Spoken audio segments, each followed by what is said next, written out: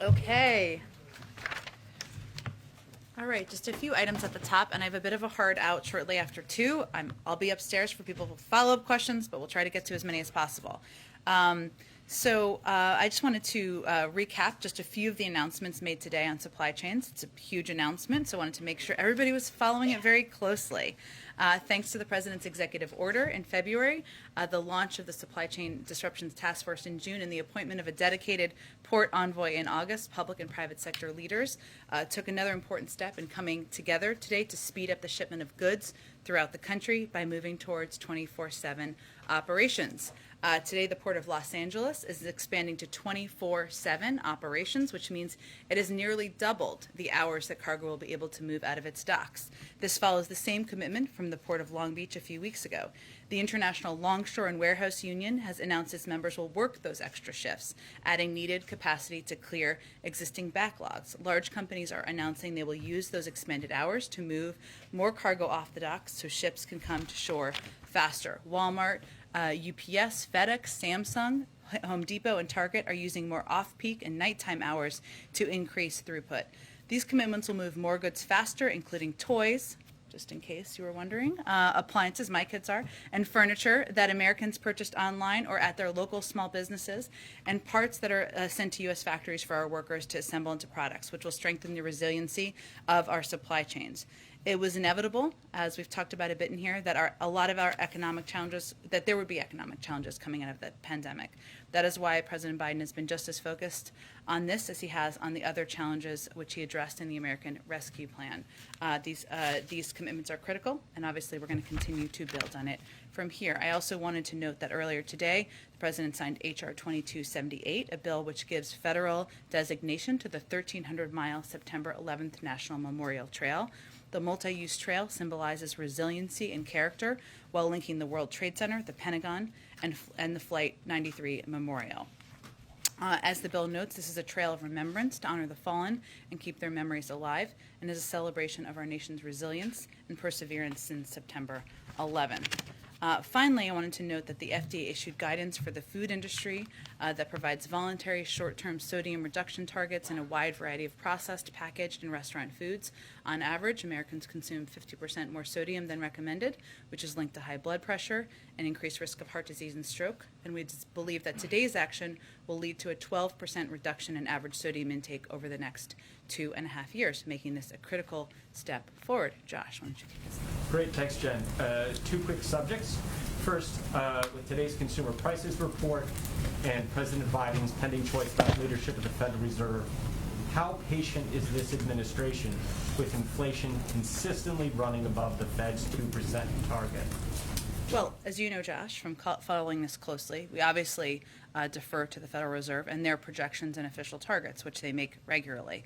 I would note that we've seen a decrease over the course of time, and that is still evident if you look month to month with the data that came out this morning. So between the second quarter and third quarter of this year, monthly inflation increases have actually decelerated by 50%. And just to give you more specific data points, it was around 0.8%, and then it went down to 0.4%, hence 50%. So we think this decrease reflects the view of the Federal Reserve, continues to be, and many Wall Street forecasters, which continue to project that inflation is expected to continue to decelerate in 2022 and beyond as we come out of the pandemic. So it's not about patience to us. We certainly understood and knew that when we were coming in, when the president was coming into office, and he was coming in at a time where we needed to turn the economy back on, where he was coming in at a time where unemployment was high, where wages were down, demand was down, which, as you know, you have once you build up, when demand increases, that can result in an increase in prices. That over time, as the economy is turning back on, we'd see some of these transitory effects. That's what's been predicted. That's what we have been planning for, and of course, next year we expect it to come down as outside forecasters are projecting. Gotcha. Secondly, Virginia gubernatorial candidate Terry McAuliffe told AP that he was frustrated by the delay in passing infrastructure, saying, quote, they all got to get their act together and vote. What does President Biden believe he can do to make talks move faster and show verifiable progress for Democrats who are seeking office right now? Well, time is not unlimited. Josh, and certainly the president and our entire senior team is continuing to press all members about the need to move forward and to find a way to unify around a package that can deliver results to the American people. It is certainly notable that, of course, former Governor McAuliffe may or may not, he has an election coming up, and so his timeline may be a little pressed by that. Doesn't take an outside political analyst to tell you that, but certainly the president would like to move forward. He's pressing members to move forward. He's been very engaged over the last several days, as he has been throughout, as have members of our senior team, and as I said at the outset, time is not unlimited. Go ahead. Then on the supply chain issue, Secretary Buttigieg is saying that there may be challenges for last-minute shoppers among them. Secretary Yellen says there could be isolated shortages of goods in the coming months. So can you give us a realistic breakdown of what Americans could be facing on these shortages come the holiday season? What are we talking about? For shipment of goods, which I assume is what you're asking Yes. about. So the reason that the president has been working so hard for months, long before the last few weeks, to address supply chain issues is because he knew they were multifaceted and that they were impacting a lot of different industries. I know you're asking about shipments and the shipment and movement of goods. And obviously the announcement today related to the ports is a reflection of action taken by the president, by this administration to have an immediate impact. Obviously, there's more that we will continue to press to be done as we're looking to increase the shipment of goods moving more quickly. That's one of the bottlenecks in the supply chain that will help address those concerns people have. Look, I can't make a prediction for you that we're going to solve every issue tomorrow and next week. We're not. We're coming out of an economic crisis caused by a pandemic. But what we are doing is working to using every tool at our disposal to ease the impact on the American people, ease the impact on families as we look to the holidays, but certainly beyond that. But should Americans expect that this will get worse before it gets better? I'm not going to make a prediction of that from here. We know there are a number of issues that impact the supply chain, and I don't want to make a prediction because it's not just one issue. Certainly, increasing the capacity at ports, and increasing the number of hours will have a positive impact. There's no question about that. But there are other issues that impact the global supply chain, including the pandemic, something that we are working 24 hours a day to help address around the world. That's impacted manufacturing in some countries, manufacturing of goods in some places, and reducing the supply in some places. That's one of the factors too. We're also working to address that. It's not just one issue, but certainly we're going to use every lever at our disposal to address it, to make it, to address the bottlenecks as quickly as we can. Go ahead. Let me ask that a slightly similar but different way. Sure. Based on everything being announced today, Yeah. can this administration guarantee that holiday packages will arrive on time? We are not the Postal Service or UPS or FedEx. We cannot guarantee. What we can do is use every lever at the federal government disposal to reduce delays, to ensure that we are addressing bottlenecks in the system, including ports and the need for them to be open longer hours so that goods can arrive. And we can continue to press not only workers and unions, but also companies to take as many steps as they can to reduce these delays. And on the company's aspect of this, there's just a few lines about what exactly Walmart is committing to today. They're increasing use of nighttime hours significantly in projects. They could increase their throughput by as much as 50% in the next several weeks. This is a company that was frequently maligned during the Democratic presidential primary is paying workers pretty bad wages in the view of those that were running. Did the administration seek any assurances from Walmart that these changes won't affect their store workers, or that there might be some kind of either pay raise or other labor assurances for those that are going to have to work these extra hours? I think you're very familiar, Ed, with where the president stands on the minimum wage. The fact that it's long overdue to increase the minimum wage, something that he has been quite vocal about for a range of companies. It is also true that we recognize that families, people across the country, are purchasing whether they're toys or gifts or just household goods from a range of suppliers, including Walmart, and we are working to ease the burden on them at the same time. But we are not taking our foot off the gas pedal of pressing for an increase in the minimum wage and for companies to do the right thing. Go ahead. Thanks, Jen. You guys have had this task force since June. There was the executive order back in February. You've been talking about how the president's been on top of this for months, but it seems to get a lot worse before it's gotten better. And often pointing to the pandemic as being a contributing factor. But we've been in the pandemic for a year and a half now. So why did it take until today to get these kinds of commitments that we're seeing from the various groups that are here with the president today? Well, I will say that we have had, maybe everybody wasn't here for this, but we have had the chairs of our supply chain task force in here at least twice to provide updates on the work that has been ongoing under this administration. One of those issues has certainly been ensuring that there aren't bottlenecks at ports, but there are a lot of other issues that we've been working to address in the global supply chain. One of them has certainly been the increase in the vulnerabilities in our food system, and something that we've seen impact some communities across the country and impact the price of goods sometimes when people go to the grocery store. That's one of the reasons the president pressed for more competition, why Secretary Vilsack has been focused on this as one of his primary issues, one of the reasons we announced the Food Supply Chain Loan Guarantee Program. And I would certainly say that over the course of the last several months, when people go to the grocery store and they're trying to buy a pound or 2 pounds, 5 pounds, however big their family is, of meat, that's an issue that has been impacting them nearly every single day.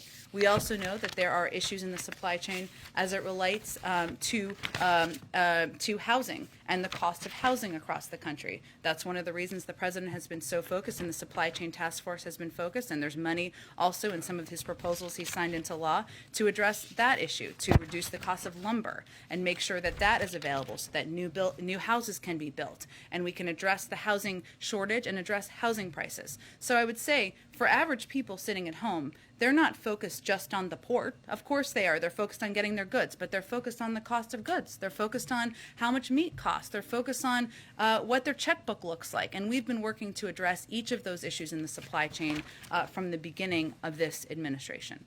The remedies you guys have come up with are going to take some time to actually have an impact. I mean, expediting commercial driver licenses for truck drivers, getting ports to 24/7 hours. This is going to potentially take some time. Is there any consideration that the president would declare a national emergency, have the military help with this kind of thing, or get money from the National Defense Fund to try to help these companies that are now having to work overtime hours with labor shortages? Well, we are continuing to press and look for ways that we can address the bottlenecks in the supply chain. And this is an important and vital step. We want to, of course, give the time to implement it, to your point, but we will continue to look for any additional steps we can take to ease the burden on families across the country. And then if the president has also pointed to this situation as a good reason to pass the bipartisan hard infrastructure bill, why then did he not push for a vote on that bill when he had a chance a couple of weeks ago so that this time could be truncated a little bit? Well, because you need the majority of people in Congress to vote for something in order to sign it into law. And also because as it relates to addressing a range of issues in our economy, as much as wages are up and unemployment is down, we also recognize there are longer term issues we want to address, including inflation. And that is something, while it is going to come down next year, and those are the predictions, the Build Back Better agenda, the president's economic agenda, will help bring that down. That is what 17 Nobel laureates have told us and have told all of you. So he wants his entire agenda passed, and that's what he thinks will be good for the economy long term. And you, of course, need the majority of votes in both Congresses to get that done. Go ahead. It's sort of a summary of this. Presidents get blame or credit for a whole range of things that they may not have direct control over. Is there a sense in the White House here that the president could be blamed for a frustrating holiday season or shopping season if these goods don't flow? Is that an active concern that's motivating some of these steps?